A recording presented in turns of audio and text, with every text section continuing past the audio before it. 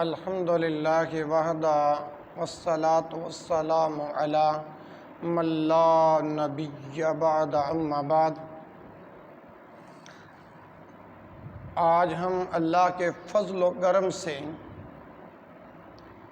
بیت الخلاء میں داخل ہونے اور استنجا کے بیان کے متعلق یعنی کتاب الطہارہ میں سے بیت الخلاء کے آداب احکام، قضاء حاجت کے آداب احکام پر چند معروضات عرض کرنے کی جسارت پیش کرتا ہوں۔ تو آئیے محترم بھائیوں، سب سے پہلی بات کہ جب بیت الخلاء میں داخل ہونا ہے تو نبی مکرم صلی اللہ علیہ وآلہ وسلم نے کون سی دعا بتائی ہے؟ عن انس بن مالک رضی اللہ عنہ ان النبی صلی اللہ علیہ وسلم کان اذا دخل الخلاء قال اللہم انی اعوذ بک من الخبث والخبائث۔ حضرت انس بن مالک رضی اللہ تعالی عنہ سے روایت ہے کہ نبی مکرم صلی اللہ علیہ وآلہ وسلم کان اذا دخل الخلاء کہ جب بیت الخلاء میں داخل ہوتے قال تو کہتے یہ کلمات اللہم اے اللہ انی اعوذ بک میں تیرے حضور پناہ چاہتا ہوں من الخبث ناپاک جنوں والخبائث اور ناپاک جننیوں سے۔ یہ روایت صحیح البخاری کتاب الوضو میں موجود ہے اور صحیح مسلم کتاب الحیض میں یہ بات موجود ہے۔ تو میرے بھائیو، اس حدیث سے ثابت ہوا کہ واش روم میں بیت الخلاء میں اگر آپ یہ دعا پڑھ کے نہیں جائیں گے تو وہاں پر جن اور جننیاں رہتی ہیں جو انسان کو نقصان پہنچانے میں پیش ہوتی ہیں۔ اس لیے نبی مکرم صلی اللہ علیہ وآلہ وسلم کی بتائی ہوئی دعا کو آپ پڑھ کے جائیں گے تو انشاءاللہ میرا اللہ آپ کو بہت نفع دے گا۔ اسی طرح نمبر 2، عن ابی ایوب الانصاری رضی اللہ عنہ قال قال رسول اللہ صلی اللہ علیہ وسلم اذا آتیتم الغائط فلا تستقبلوا القبلۃ بغائط ولا بول ولا تستدبروها ولكن شرقوا او غربوا۔ قال ابو ایوب فقدمنا الشام فوجدنا مراحیض قد بنیت نحو الکعبۃ فننحرف عنها ونستغفر اللہ عز وجل۔ میرے بھائیو، یہ جو حدیث پڑھی ہے یہ صحیح البخاری کتاب الصلاۃ میں موجود ہے اور صحیح مسلم کتاب الطہارہ میں یہ روایت موجود ہے۔ اب اس کا ترجمہ سماعت فرمائیں۔ عن ابی ایوب الانصاری، حضرت ابو ایوب انصاری رضی اللہ عنہ سے روایت ہے، کہا قال رسول اللہ صلی اللہ علیہ وآلہ وسلم کہ رسول اللہ صلی اللہ علیہ وآلہ وسلم نے ارشاد فرمایا اذا آتیتم الغائط جب تم غائط کے لیے آؤ، قضاء حاجت کے لیے آؤ، فلا تستقبلوا القبلۃ بغائط تو غائط کرتے وقت، بول و براز کرتے وقت فلا تستقبلوا القبلۃ نہ قبلے کی طرف منہ کرو، ولا تستدبروها اور نہ ہی پیٹھ کرو، ولیکن البتہ شرقوا او غربوا شرقوا او غربوا مشرق یا مغرب کی طرف رخ کرو۔ قال ابو ایوب تو حضرت ابو ایوب رضی اللہ عنہ نے فرمایا فقدمنا الشام ہم شام آئے، فوجدنا مراحیض تو وہاں ہم نے بیت الخلاء دیکھے، مراحیض میم زبر ما را زبر الف را حاضر یہی زا زبر زا مراحیزہ، تو ہم نے وہاں بیت الخلاء دیکھیں، قد بنیت نحو الکعبہ تھے کہ وہ کعبہ رخ بنائے گئے تھے، نحو الکعبہ، فننحرف عنہا، تو ہم قبلے کی طرف سے منہ پھیر لیتے، ونستغفر اللہ عز وجل، اور اللہ تعالیٰ سے مغفرت کی دعا کرتے تھے۔ تیسری بات، قضائے حاجت کے وقت منہ کا رخ جو ہے وہ کس طرف ہونا چاہیے؟ ان عبداللہ بن عمر بن الخطاب رضی اللہ عنہما قال رکیت یوما علی بیت حفصة فرأیت النبی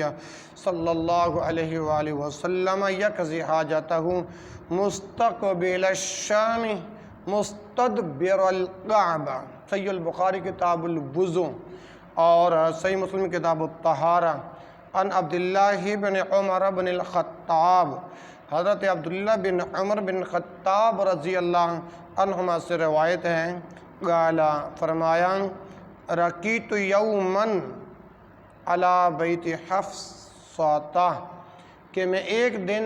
سیدہ حضرت حفصہ رضی اللہ عنہ کے مکان پر چڑھا، رکیت تو میں چڑھا، یومن ایک دن علی بیت گھر کی چھت پر، اور وہ گھر کس کا تھا؟ سیدہ حفصہ رضی اللہ عنہ کا۔ فرأیت النبی صلی اللہ علیہ وآلہ وسلم، میں نے نبی کریم صلی اللہ علیہ وآلہ وسلم کو دیکھا، یقضی حاجتہ، کہ آپ قضائے حاجت کر رہے تھے، مستقبل الشام، شام کی طرف منہ کیے ہوئے، مستدبر الکعبہ، اور کعبہ کی جانب پیٹھ کیے ہوئے۔ نمبر 4، قضائے حاجت اور طہارت کا اہتمام کرنا لازمی ہے۔ ان انس بن مالک رضی اللہ عنہ انہ قال کان رسول اللہ صلی اللہ علیہ وسلم يدخل الخلاء فاحمل انا وغلام نحوی اداوة من ماء وعنزة فيستنجب الماء العنزة الحربۃ الصغیرہ متفق علیہ۔ یہ صحیح البخاری کتاب الوضو میں، صحیح مسلم کتاب الطہارہ میں یہ روایت موجود ہے۔ ان انس بن مالک، حضرت انس بن مالک رضی اللہ عنہ سے روایت ہے، انہ قال کان رسول اللہ صلی اللہ علیہ وسلم یدخل الخلاء، کہ رسول اللہ صلی اللہ علیہ وسلم بیت الخلاء میں داخل ہوتے، فاحمل انا وغلام، تو میں اور میرے جیسا ایک دوسرا لڑکا، نحوی اداوة من ماء، پانی کا برتن اور چھوٹی برچیں اٹھائے ہوئے تھا، فاحمل انا وغلام نحوی اداوة من ماء وعنزة، تو میں اور میرے جیسے ایک اور چھوٹا لڑکا پانی کا برتن اور چھوٹی برچھی اٹھائے ہوئے تھے۔ فَيَسْتَنْجِي بِالْمَاءِ، آپ پانی سے استنجا کرتے تھے، ٹھیک ہے۔ العنزہ، العنزہ برچھی کو کہتے ہیں، اور یہاں پر انہوں نے العنزہ کی تعریف کیا کی ہے، الحربۃ الصغیرہ، یعنی اس سے مراد چھوٹی برچی ہے یا چھوٹا نیزہ ہے۔ اسی طرح 5ویں نمبر پہ جو بات ہے وہ یہ ہے کہ گندگی کے کاموں کا ازالہ جو ہے وہ بائیں ہاتھ سے کرنا، اور دائیں ہاتھ سے اجتناب کرنے کا شریعت نے حکم دیا ہے۔ ان ابی قتادۃ الحارث بن ربعی الانصاری رضی اللہ عنہ ان النبی صلی اللہ علیہ وسلم قال لا يمسكن احدكم ذكره بيمينه وهو يبول ولا يتمسك من الخلاء بيمينه ولا يتنفس في الاناء۔ صحیح البخاری کتاب الوضو میں یہ روایت موجود ہے، اور صحیح مسلم کتاب الطہارہ میں یہ روایت موجود ہے۔ تو ان ابی قتادہ الحارث بن ربعی الانصاری، ابو قتادہ حارث بن ربعی انصاری رضی اللہ عنہ سے روایت ہے کہ ان النبی صلی اللہ علیہ وآلہ وسلم قال، کہ رسول اللہ صلی اللہ علیہ وسلم نے ارشاد فرمایا، لا یمسکن احدکم ذکرہ، نہ کوئی چھوے تم میں سے اپنے ذکر کو بیمینہ ہی، اپنے دائیں ہاتھ سے، وَهُوَ یبول، اس حال میں کہ وہ بول و براز کر رکھا ہو، وَلَا یتمسح، نہ ہی وہ سانس لے، نہ ہی وہ مطلب ہے مسح کرے، وَلَا یتمسح، نہ ہی وہ مسح کرے، من الخلاء بیمینہ، بیت الخلاء میں اپنے ذکر کو اپنے دائیں ہاتھ سے، وَلَا یتنفس فی الاناء، انا کہتے ہیں برتن کو، ٹھیک ہے، یہ پنجابی والا انا نہیں ہے، یہ عربی والا انا ہے، ٹھیک ہے نا، ہاں، نہ ہی وہ برتن میں سانس لے۔ تو رسول اللہ صلی اللہ علیہ وآلہ وسلم کے اس فرمان کا مقصد اور مطلب یوں نکلا کہ تم میں سے کوئی بھی پیشاب کرتے وقت اپنے دائیں ہاتھ سے اپنا ذکر نہ پکڑے، اپنی شرمگاہ نہ پکڑے، اور نہ اپنے دائیں ہاتھ سے استنجا کرے، ٹھیک ہے، اور نہ ہی پانی پیتے وقت برتن میں سانس لیں۔ اور آخری گزارش یہ ہے میرے مسلمان بھائیوں، پیشاب کرتے وقت چھینٹوں سے بچیں اور چغل خوری سے اپنے آپ کو بچاؤ کرنا چاہیے۔ ان عبداللہ بن عباس رضی اللہ عنہما قال مر النبی صلی اللہ علیہ وسلم بقبرین، عبداللہ بن عباس رضی اللہ عنہما سے روایت ہے، قال فرمایا، مر النبی صلی اللہ علیہ وآلہ وسلم، گزرے نبی صلی اللہ علیہ وآلہ وسلم بقبرین، دو قبر والوں کے پاس، فقال، تو آپ صلی اللہ علیہ وآلہ وسلم نے ارشاد فرمایا، انہما لیعذبان، انہما لیعذبان، ان دونوں کو عذاب دیا جا رہا ہے، وما یعذبان فی کبیر، دونوں کو کسی بڑے جرم کی وجہ سے عذاب نہیں دیا جا رہا، ہاں جی، اللہ اکبر، فکان لا یستتر من البول، ان میں سے ایک جو ہے وہ پیشاب کرتے ہوئے پیشاب کے چھینٹوں سے، قطروں سے نہیں بچتا تھا، وَأَمَّا الْآخَرُ، اور دوسرا جو تھا، فَكَانَ يَمْشِ بِالنَّمِيمَةِ، وہ چغل خور تھا۔ ان دو قبر والوں کو عذاب ہو رہا تھا، ایک پیشاب کے چھینٹوں سے نہیں بچتا تھا اور دوسرا چغل خور تھا۔ فَأَخَذَ جَرِيدَةً رَطْبَةً، فَأَخَذَ جَرِيدَةً، جریدہ کہتے ہیں ٹہنی کو، ایک درخت کی جو شاخ ہوتی ہے اس کو، فَأَخَذَ جَرِيدَةً، تو نبی مکرم صلی اللہ علیہ وآلہ وسلم نے ایک تر و تازہ ٹہنی لی، رطبتاً، جو تر و تازہ تھی، جیسے بندہ تازہ تازہ کوئی چیز کسی سے الگ کرتا ہے، فَأَخَذَ جَرِيدَةً رطبتاً، نبی مکرم صلی اللہ علیہ وسلم نے تازہ درخت سے ایک ٹہنی لی، فَشَقَّهَا، پھر اس کو پھاڑا، نصفین، دو حصے کیے، کتنے حصے کیے؟ دو حصے کیے، فغرز فی کل قبر واحد، فغرز گاڑ دیا، فغرز رکھ دیا، فی کل قبر واحدۃ، ان میں سے ہر ایک کی قبر پر، یعنی نبی مکرم صلی اللہ علیہ وسلم نے اس کے دو ٹکڑے کی، ایک کو اس کی قبر پہ رکھ دیا اور ایک کو ایک حصہ دوسرے کی قبر پہ رکھ دیا۔ فقالوا یا رسول اللہ، تو صحابہ کرام رضی اللہ عنہم اجمعین نے کہا، یا رسول اللہ، اے اللہ کے رسول صلی اللہ علیہ وسلم، لما فعلت ھذا، آپ نے ایسا کیوں کیا، آپ نے ایسا کیوں کیا کہ قال، تو تب نبی مکرم صلی اللہ علیہ وآلہ وسلم نے ارشاد فرمایا، لعلہ، آپ نے فرمایا ہو سکتا ہے کہ یہ خشک ہوں، لعلہ یخفف عنہما، شاید کہ ہو سکتا ہے جب تک یہ خشک ہوں تو ما لم، یہی بسا، لعلہ ہو سکتا ہے یخفف عنہما میرے اس عمل کی وجہ سے، یا جب تک یہ خشک ہوں تب تک ان دونوں کے عذاب میں تخفیف کر دی جائے۔ لیکن یہاں پر ایک بات یاد رکھیں کہ یہ نبی مکرم صلی اللہ علیہ وآلہ وسلم کا خاصہ تھا، میرے اور آپ کے لیے یہ حکم نہیں۔ اگر یقینی طور پر رسول اللہ صلی اللہ علیہ وسلم کے اس عمل سے قبر والوں کے عذاب میں تخفیف ہوتی، جس طرح ہے نا یخفف عنہما،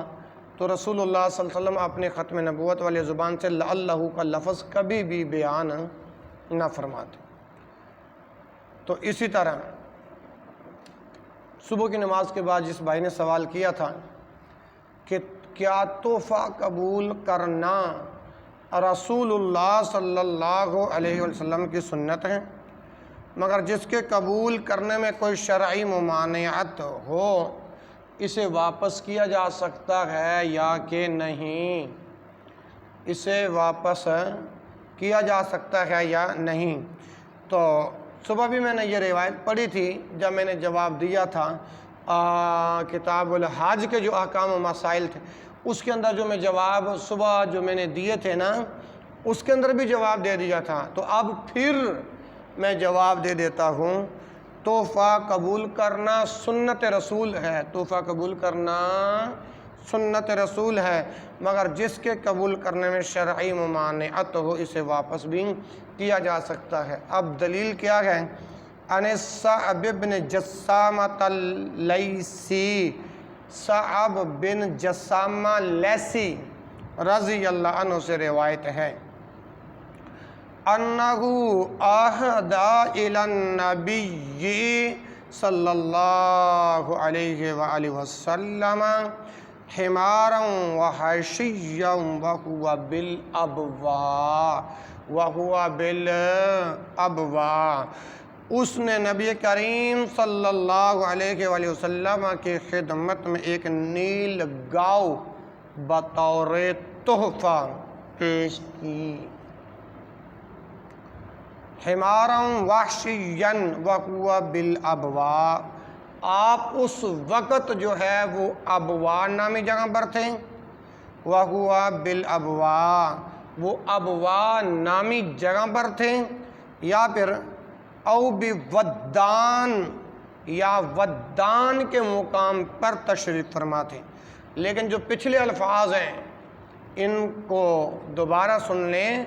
انہو اہدى الی النبی صلی اللہ علیہ وسلم حمارا وحشیا وہو بالابواء، اس نے نبی کریم صلی اللہ علیہ وسلم کی خدمت میں ایک نیل گاؤ جو تھی وہ بطور تحفہ پیش کی۔ آپ صلی اللہ علیہ وسلم اس وقت مقام ابواء یا ودان نامی مقام پر تشریف فرما تھے۔ اللہ اکبر۔ فردہ علیہ، آپ نے اسے وہ تحفہ واپس لوٹا دیا۔ جو سوال جو تھا نا کہ تحفہ قبول کرنا سنت رسول ہے مگر جس کے قبول کرنے میں کوئی شرعی ممانعت اسے واپس کیا جا سکتا ہے، تو فردہ علیہ، آپ صلی اللہ علیہ وسلم نے اسے وہ تحفہ واپس لوٹا دیا۔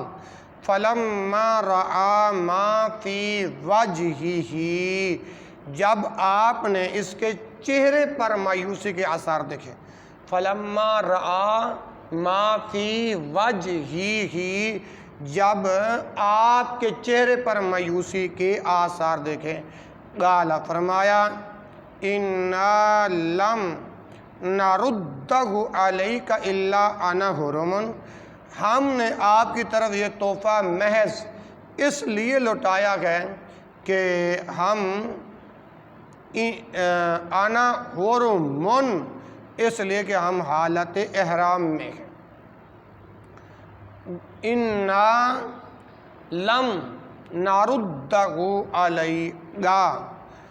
ہم نے آپ کی طرف یہ تحفہ محض اس لیے نردہ کیا ہے، واپس لوٹایا علیہ آپ کی طرف، الا انا غرم، اس لیے کہ ہم حالت احرام میں ہیں۔ وفی لفظ لمسلم، اور مسلم کی روایت کے اندر یہ ہے رجل حمار، مسلم کے الفاظ کے اندر جو ہے نا وہ یہ لفظ ہے رجل حمار، نیل گاؤں کی ایک ہے ٹانگ پیش کی، رجل حمار، نیل گاؤں کی ایک رجل پیش کی، ٹانگ پیش کی، ٹانگ پیش کی، یہ مسلم کی روایت کے اندر ہے۔ وفی لفظ، اور ایک روایت میں ہے شق حمار، شق حمار، شق حمار، نیل گاؤں کا ایک حصہ پیش کیا۔ میرے پیارے بھائی، جس بھائی نے یہ سوال کیا اب سمجھ آ رہی ہے نا اس کو، شق حمار یا نیل گاؤں کا ایک حصہ پیش کیا۔ وفی لفظ عجوز حمار، ایک روایت میں ہے کہ عجوز حمار، نیل گاؤں کی سرین جو ہے وہ پیش کی۔ قال المصنف، مصنف نے کہا وجہ ھذا الحدیث، وجہ ھذا الحدیث، اس حدیث کی توجیہ یہ ہے انہ ظن انہ سید لاجلہ، کہ رسول اللہ انہ ظن، رسول اللہ صلی اللہ علیہ وسلم کے دل میں یہ خیال پیدا ہوا ہے انہ سید لاجلہ، کہ یہ آپ کے لیے شکار کیا گیا ہے، انہ سید لاجلہ، والمحرم لا یاکل، والمحرم لا یاکل،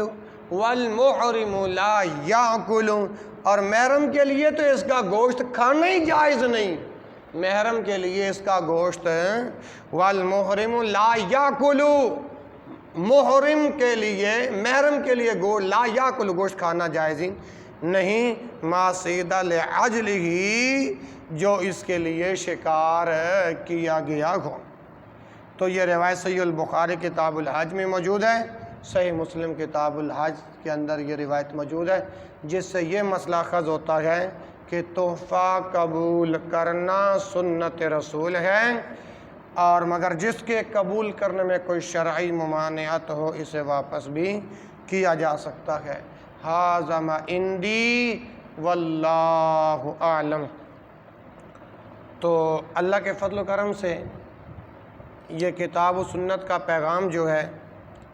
اسی طرح آپ کو یوٹیوب پر میرے چینل پر ملتا رہے گا۔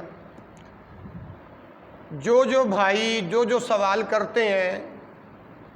میں آگے ان کے جوابات آڈیو کے اندر دیتا تھا۔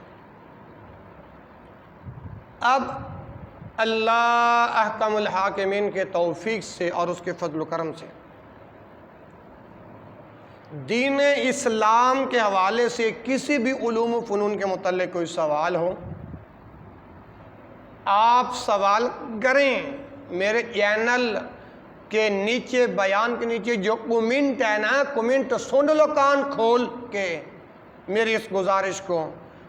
وہ اس میرے چینل کے نیچے جو بیان کے نیچے کومنٹ ہے اس کے نیچے آپ اپنا سوال لکھیں،